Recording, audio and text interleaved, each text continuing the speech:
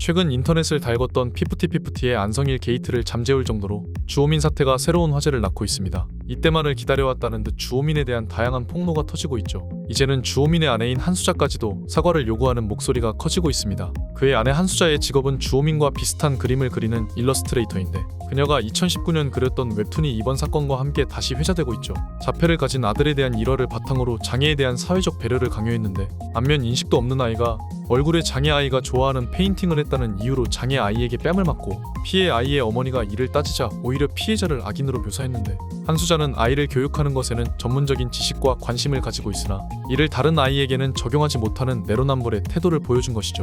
자기 아이가 받은 피해에만 더욱 분노하는 학부모들이 많아지는 요즘 한수자 웹툰의 에피소드 또한 덩달아 같이 비난을 받고 있습니다. 이번 사건에서는 본인의 아이가 수업 도중 여학생을 불쾌하게 한 사건 이후 아이는 피해 여학생의 요청에 따라 특수학급에 격리되어 수업을 받게 되었는데요. 여기서 주호민 부부는 피해 아동 및 부모에게 사과하였으며 사과를 받아들였다라고 했는데 하지만 이 부부는 피해 여학생 부모와 전화를 거부하는 등 오로지 본인 아이만 생각해왔다고 합니다. 이후 한수자의 더한 갑질이 밝혀져 지금의 사태를 불러왔습니다.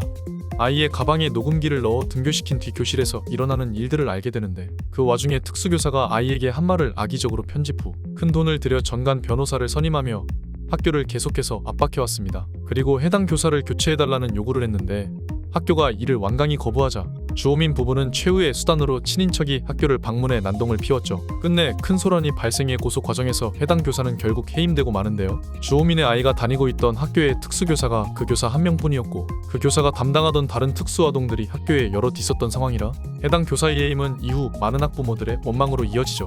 이전 한수자는 유교실에 없는 초등학교에 특수학급을 증설해달라고 시 도교육청을 들쑤시고 다니더니 생각처럼 되지 않았고 특수교사는 주호민의 아들을 위해 4개월간 고민하고 업체와 미팅하며 특수학급 교실을 만들었다고 합니다. 또한 특수교사는 다른 교사들에게 존경받는 그런 특수교사였다고 하는데요. 만든 주호민 아내 한수자가 욕을 먹을 수밖에 없게 된 것입니다. 해당 교사가 직위 해제된 이후 후임 교사가 새로 부임해 주호민 부부의 아이를 담당해 수업을 진행하고 있었는데 어느 날 아이의 바지에서 갑자기 녹음기가 떨어졌고 이를 다른 학부모들이 알게 되며 다시금 논란이 되었는데요. 주호민 부부는 보조 교사가 문제가 있어서 확인하려고 했고 담임 선생님 쪽에서도 이해해 주셨다며 자신들의 의도를 설명했습니다만 앞선 사건 때문인지 사람들은 의심의 눈초리를 거두지 않고 있습니다.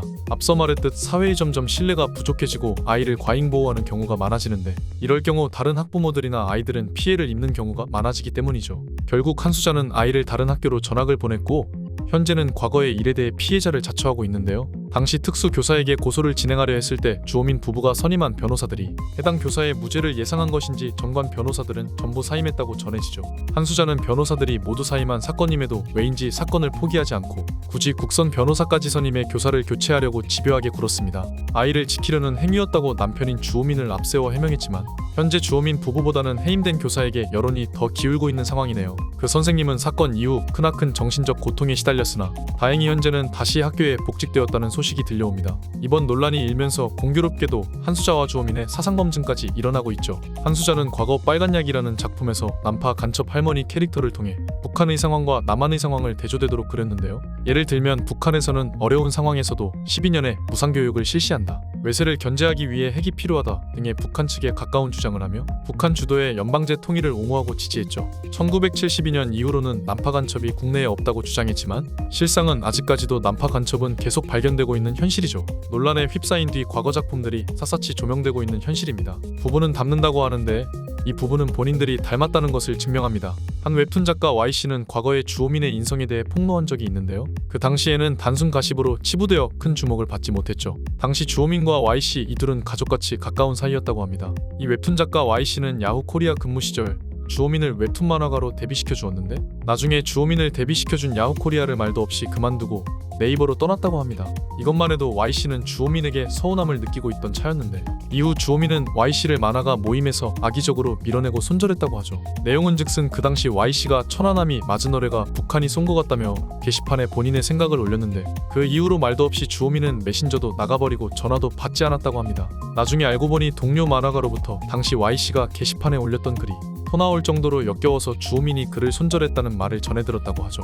이후 이 사건이 대두되어 주호민은 천안함이 북한 소행이라는 사과 방송까지 했다고 합니다. 또한 Y씨는 이것만 당한 게 아니었다며 자신이 입었던 피해를 또 털어놓는데 과거 주호민이 김구라 팬클럽에서 Y씨의 험담을 일삼았다고 하죠. 주호민은 Y씨에 대한 이야기를 익명으로 게시판에 수차례 올렸었는데 내용은즉슨 Y씨는 평소에 좋은 척하는 사람이라서 더 무섭다며 저런 게 바로 소시오패스가 아니냐 등 무서운 말까지 적었다고 하죠. Y씨는 이 일로 여러 번 주호민에게 연락을 취했지만 답변이 없었다고 합니다.